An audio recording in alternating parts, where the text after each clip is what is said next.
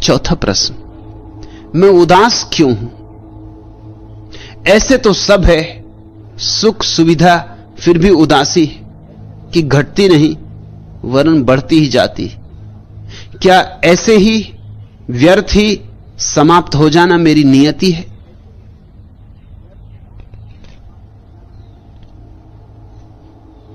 उदास हो तो अकारण नहीं हो सकते। तुम्हारे जीवन दर्शन में कहीं भूल होगी। तुम्हारा जीवन दर्शन उदासी का होगा। तुम्हें चाहे सचेतन रूप से पता हो या ना हो, मगर तुम्हारी जीवन को जीने की शैली स्वस्थ नहीं होगी, अस्वस्थ होगी।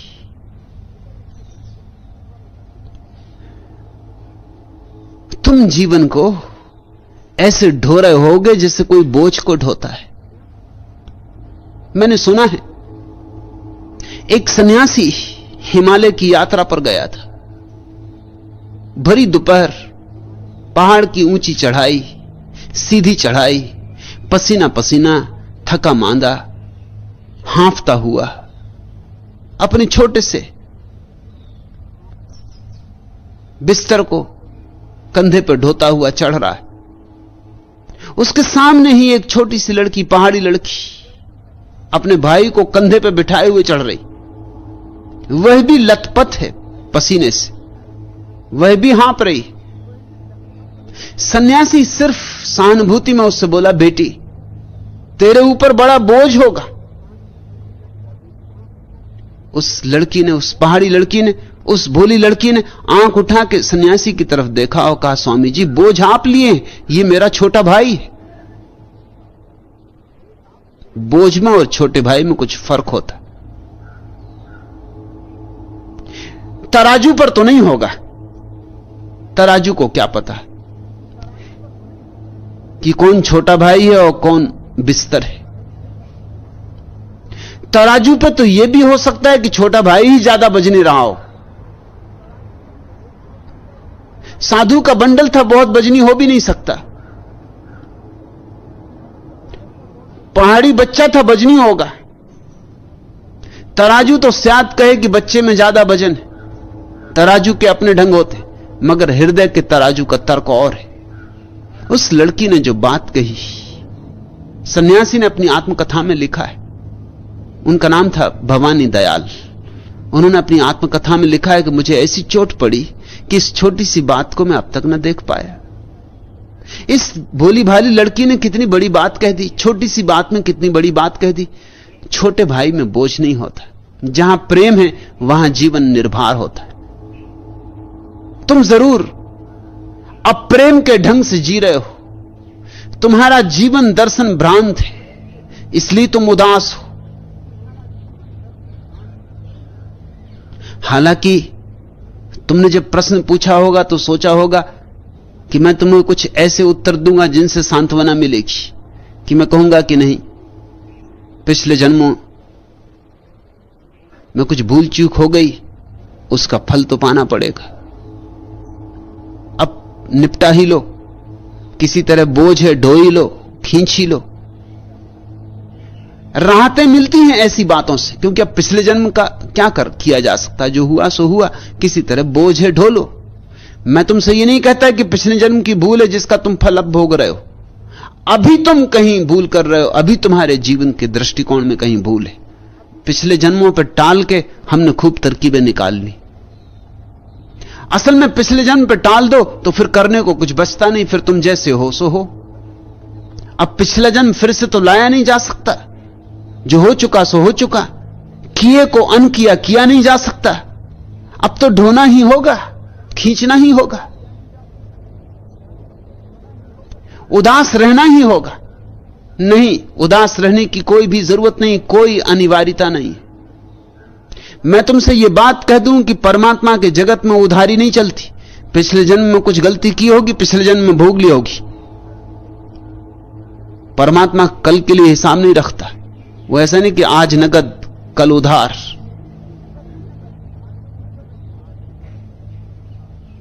नगद ही नगद है, आज भी नगद और कल भी नगद। आग में हाथ डालोगे अभी जलेगा कि अगले जन्म में जलेगा?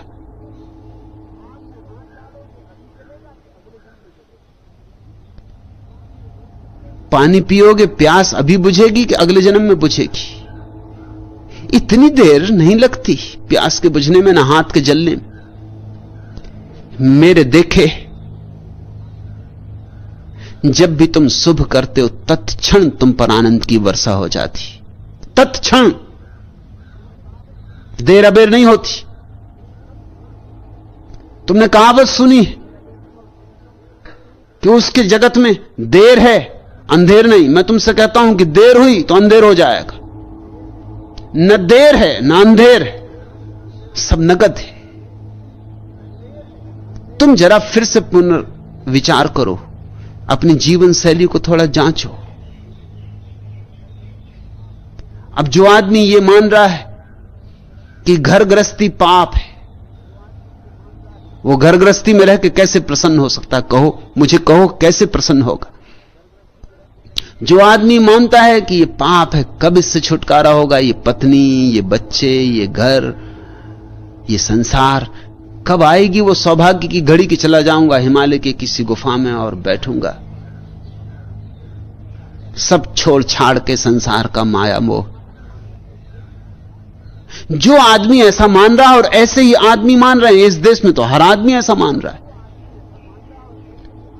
जो अभी अभी घोड़े पर सवार होकर दूल्हा बन के जा रहा है, शहनाई बज रही, वो भी ऐसा मान रहा है कि पाप में पड़ रहा हूं। शहनाई अभी ही फीकी हो गई, फूल अभी कुम्हला गए, दुल्हन को लेके आया है डोले पर, दुल्हन अभी मर गई, लाश आ रही है घर। अब तुम्हारे चित्त के मूल स्रोत ही जैसे विषाक्त कर दिए गए। तुम्हें इतनी गलत बातें सिखाई गई। मेरे पास युवक आ जाते, वो मुझसे पूछते हैं कि शादी करें या ना करें। आप क्या कहते हैं? मां बाप पीछे पड़े, पाप में उलझाना चाहते। उन्हें पता नहीं कि मैं जरा और ढंग का आदमी हूं। वो और साधु सन्यासियों के पास जाके ऐसी बात कहते तो वो बड़े प्रसन्न होते कि बेटा तू बड़ा सात्विक है, तू बड़ा धार्मिक है, मां बाप की बातों में मत पड़ना, ये तो माया मोह में उलझाने की बात है, तेरे भीतर बड़ा बोध जगा है।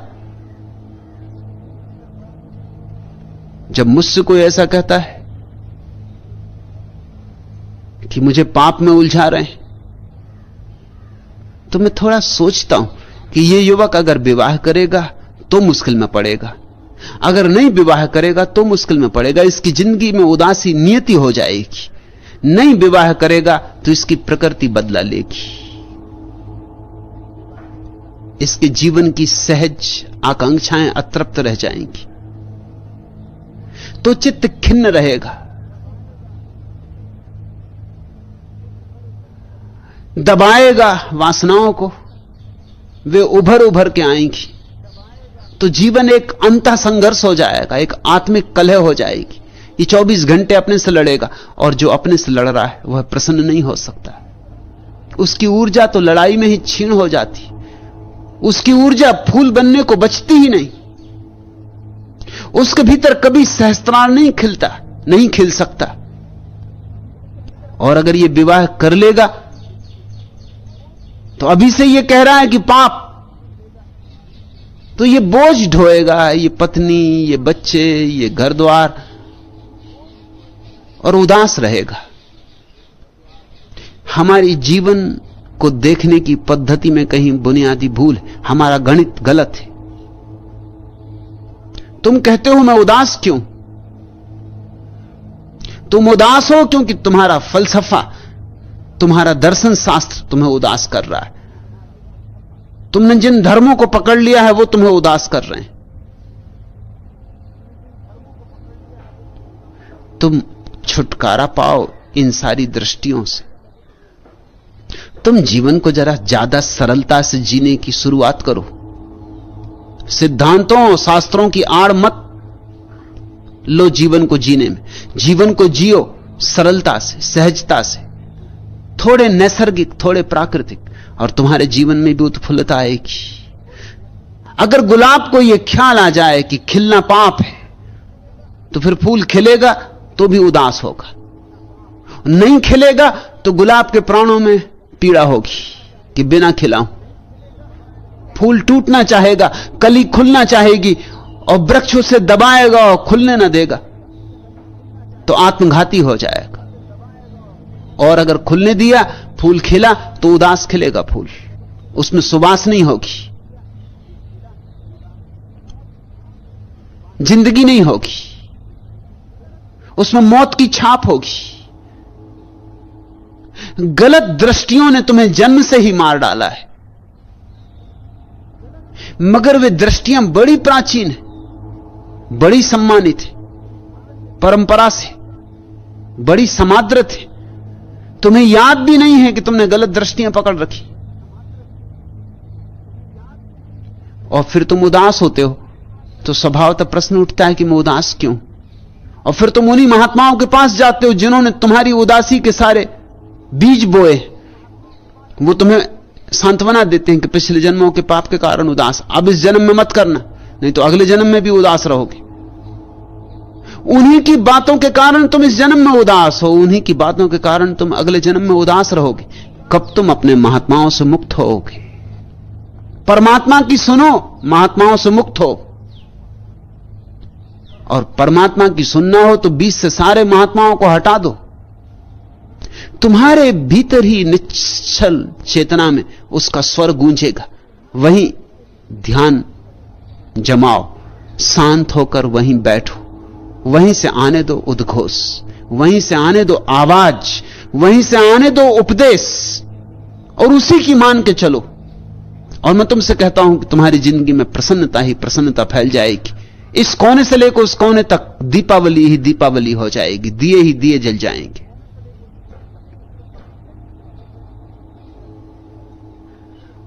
कहते हो तुम ऐसे तो सब है, सुख सुविधा, फिर भी उदासी है कि घटती नहीं वरन बढ़ती ही जाती।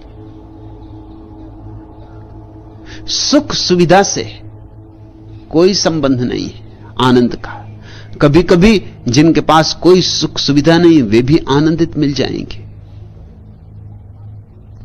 कोई अनिवार्य संबंध नहीं कि तुम्हारे पास धन है इसलिए तुम सुखी होना चाहिए। सुख तो एक कला है, प्रसन्नता एक कला है, एक राज है। जिसको आता है उसके पास धन ना हो तो भी प्रसन्न होता है, और धन हो तो निश्चित ही होता है।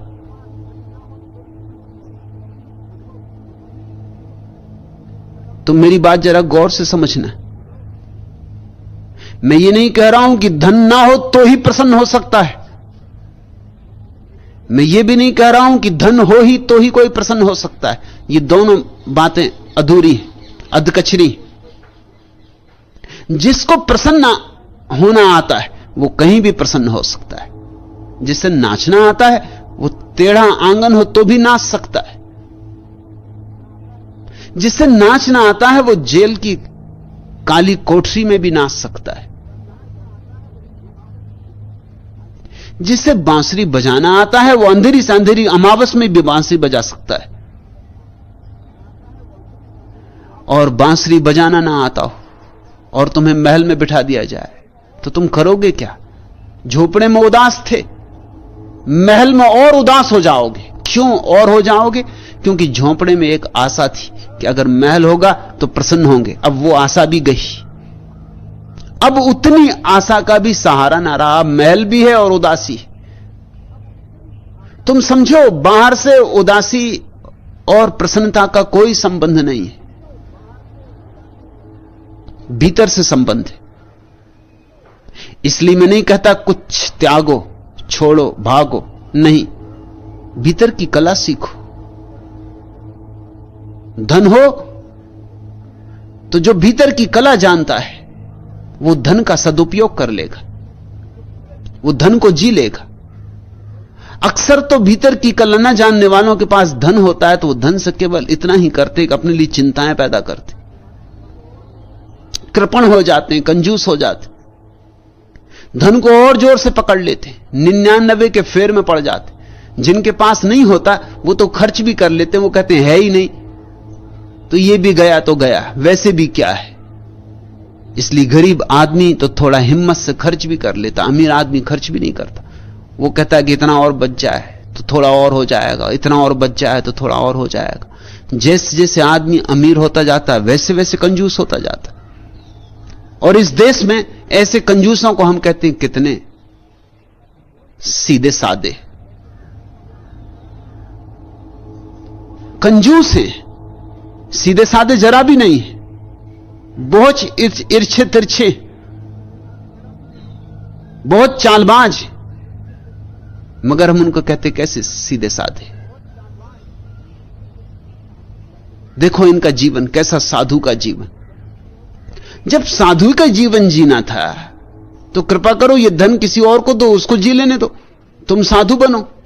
धन पर तो बैठे फन मारकर और साधु का जीवन जी रहे हैं। इस तरह की मूढ़ता को समादर दिया जाता रहा। ये निपट मूढ़ता है। धन हो तो धन को जी लो, जब नहीं होगा तो निर्धनता को जीने लेना। अभी तो धन है तो धन का गीत गाओ, जब नहीं धन हो तो निर्धनता का गीत गा लेना। अभी जल्दी क्या पड़ी। मगर लोग धन भी नहीं भोग सकते, क्योंकि भोग ही नहीं सकते, भोग की ही निंदा है। तुम कहते हो सब सुख सुविधा होगी, मगर तुम्हें कुछ नहीं।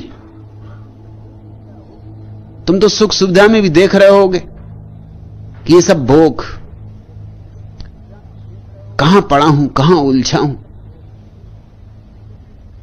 कैसा मजा नहीं होगा फकीरों को।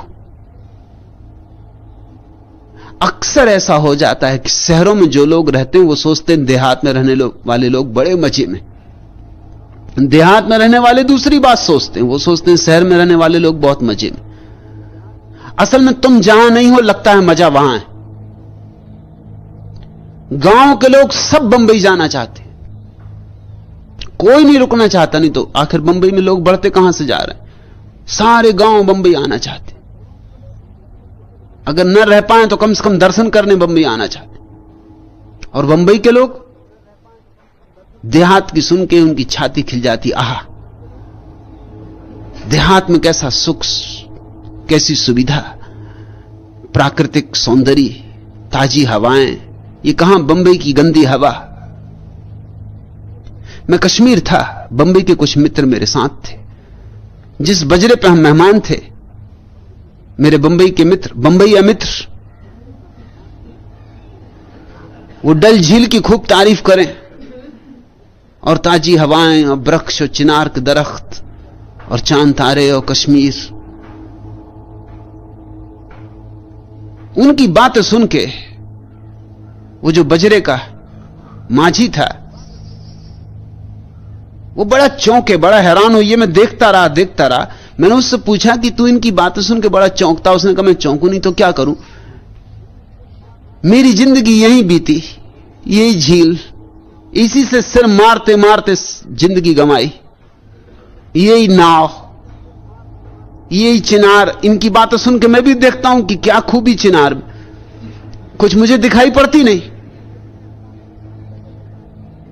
वो मुझे बाबा कहता था।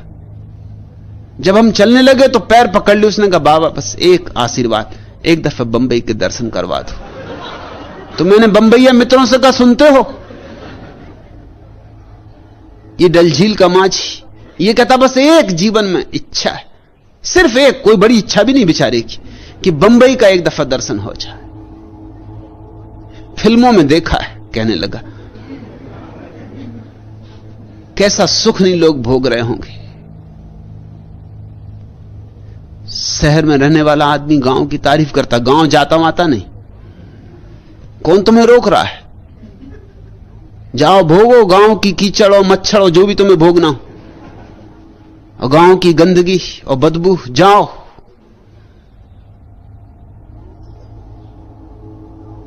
गांव जाता करता नहीं, शहर में बैठ के विचार करता है।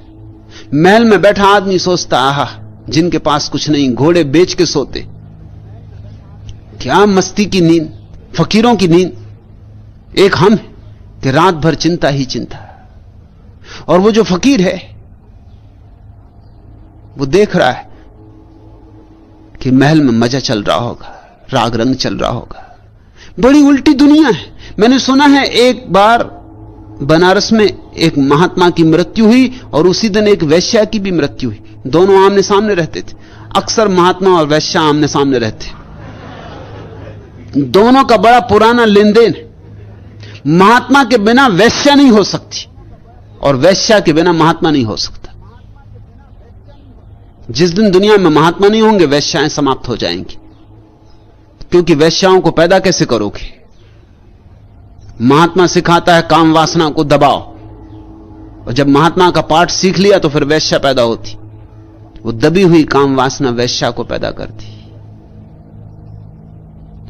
अगर वैश्याएं मिटानी तो पहले महात्मा मिटाने होंगे। सो कहानी ठीक ही मालूम पड़ती है, तर्कयुक्त मालूम पड़ती। महात्मा और वैश्या आमने सामने रहते थे, दोनों साथ साथ मर गए। देवदूत लेने आए। महात्मा तो बहुत नाराज हुआ, क्योंकि उसको नरक की तरफ ले चले, पाताल की तरफ, जहां आजकल अमेरिका है, और वैश्या को स्वर्ग की तरफ ले चले, आकाश की तरफ। महात्मा ने कहा रुको, ये जाति हो रही, मैं महात्मा हूं, लगता है कुछ भूल चूक हो गई। दफ्तर की कोई भूल मालूम होती, स्वर्ग मुझे ले जाना चाहिए। देवदूत हंसने लगे। उसने कहा, उन्होंने कहा शक हमें भी हुआ था, तो हमने परमात्मा से पूछा कुछ भूल चूक तो नहीं हो गई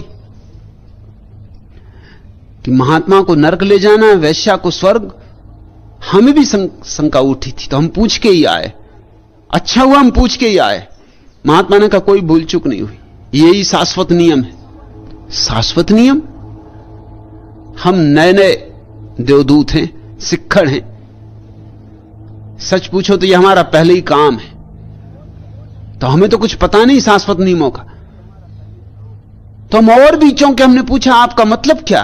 तो उन्होंने कहा बात यह है कि महात्मा जिंदगी भर यह सोचता रहा कि मजा वैश्या के घर हो रहा, और वैश्या जीवन भर सोचती रही, रोती रही कि मजा है, आनंद है तो महात्मा के झोपड़े में। महात्मा करता था पूजा, बजाता था घंटी मेरे सामने, सताता था मुझको घंटी बजा बजा के। अब किसी के भी सामने घंटी बजाओगे तो तुम समझ सकते हो। और रोज रोज और पानी चढ़ा रहे हो, चाहे ठंड हो चाहे गर्मी हो, तो घंटी तो मेरे सामने बजाता था, लेकिन इसका दिल लगा रहता था वहां वैश्या की तरफ।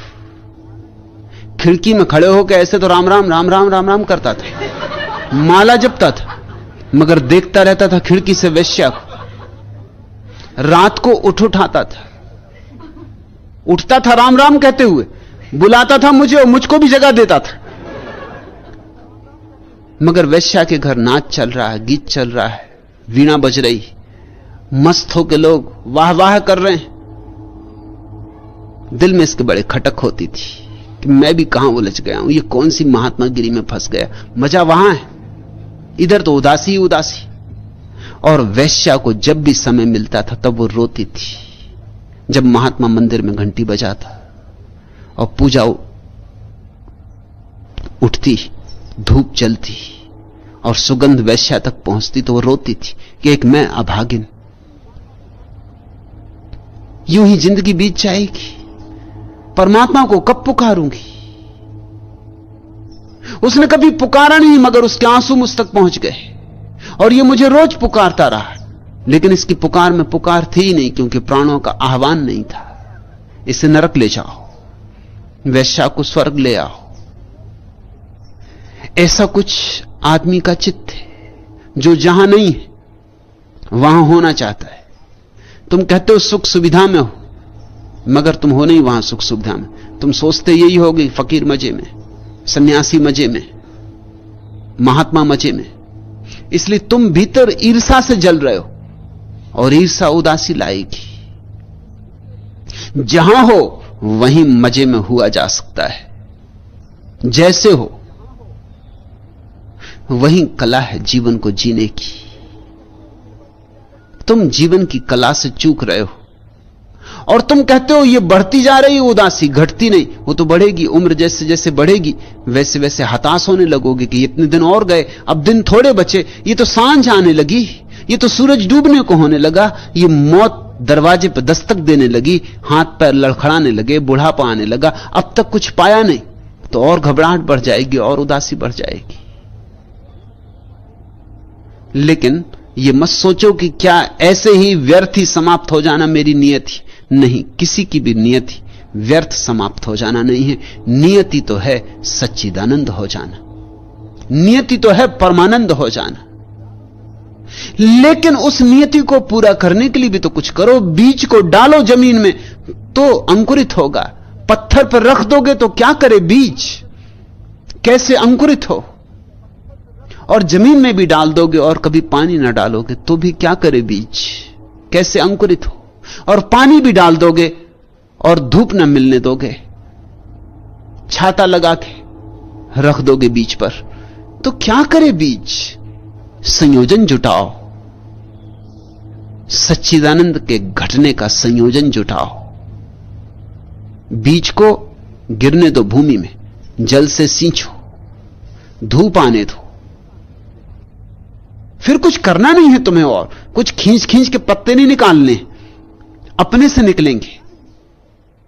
फिर तुम्हें कलियों को पकड़ पकड़ के खोलना नहीं पड़ेगा। तुम्हें कुछ नहीं करना है, तुम्हें सिर्फ व्यवधान हटा देने। तो कुछ सूत्र की बातें तुमसे कह दूं। एक, यह जीवन परमात्मा की भेंट है। तुम सौभाग्यशाली हो कि जीवित हो। इसको आधारशिला बनाओ। यह किन्हीं पापों का दंड नहीं है, यह परमात्मा की तरफ से सौगात है। अगर होगा तो पुण्यों का फल होगा। इतना प्यारा जीवन, इतना अद्भुत जीवन, इतना रहस्यमय लोक, और पापों का दंड। हटा दो उस पत्थर को और तुम्हारा बीज भूमि में पड़ जाएगा। फिर तुम जहां हो वहीं आनंद से जीने की चेष्टा करो। जहां तुम नहीं हो वहां के विचार छोड़ो, क्योंकि वे विचार केवल समय को खराब करवाते। और ऐसा एक भी आदमी नहीं, ऐसी एक भी स्थिति नहीं है जहां कुछ ना कुछ आनंद संभव ना हो।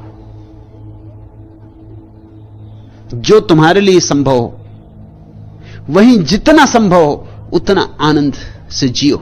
जीसस का एक अद्भुत वचन है कि जिनके पास है उन्हें और दिया जाएगा, और जिनके पास नहीं है उनसे वही भी ले लिया जाएगा जो उनके पास है। अगर तुम आनंद चाहते हो तो थोड़े आनंदित हो तो तुम्हें और आनंद दिया जाएगा। तुमने ये बात तो जब सुनी है ना कि धन धन को खींचता है, यह सच है। ध्यान भी ध्यान को खींचता है, यह भी उतना सच है। आनंद भी आनंद को खींचता है, यह भी उतना सच है। जो आदमी थोड़ा सा आनंदित हो जाता है वो और ज्यादा आनंदित हो जाता है। तुम थोड़े तो आनंदित हो ही सकते हो। कितने ही उदास हो, जरा जीवन का पहलू बदलो, जरा जीवन को आशा से देखो, निराशा से नहीं। मैंने सुना है एक आशावादी एक बार गिर पड़ा मकान से, न्यूयॉर्क का मकान 70वीं मंजिल से गिर पड़ा, चला नीचे की तरफ। आशावादी था, कभी किसी ने उसके मुंह से दुख की कोई बात नहीं सुनी थी। हर चीज में कुछ ना कुछ अच्छा खोज लेता था। शुभ्र पहलू को देखना उसका अभ्यास था। उसको जीवन में सदा ही आनंदित लोगों ने पाया था। आज लोग खिड़की से झांक झांक के पूछने लगे क्या हाल है, क्योंकि अब तो पक्का था कि आज तो कहेगा कि मारे गए। लेकिन पता है उसने क्या कहा? उसने कहा अब तक तो आनंद ही आनंद है, अब तक। गिर रहा है जमीन की तरफ, ऐसे ही हम सभी गिर रहे हैं जमीन की तरफ। आखिर मौत नीचे प्रतीक्षा कर रही, लेकिन अब तक तो उसने कहा आनंद ही आनंद है। जीवन को आशा की दृष्टि से देखो, निराशा की आदतें छोड़ो। हर अंधेरी रात में चमकते हुए तारे हैं और हर काले बादल में चमकती हुई बिजली का गोटा जड़ा हुआ है। कांटे मत गिनो गुलाब की झाड़ी में, फूल गिनो। और फूल गिनना सीख जाओ तो धीरे धीरे तुम पाओगे कि कांटे भी फूल हो गए। जिनके पास है उन्हें और दिया जाएगा, और जिनके पास नहीं है उनसे वह भी ले लिया जाएगा जो उनके पास। जो कांटे गिनेंगे उनके लिए फूल भी कांटे हो जाएंगे। गिनती बदलो, गणित बदलो, और तुमने पानी डाल दिया बीच पर।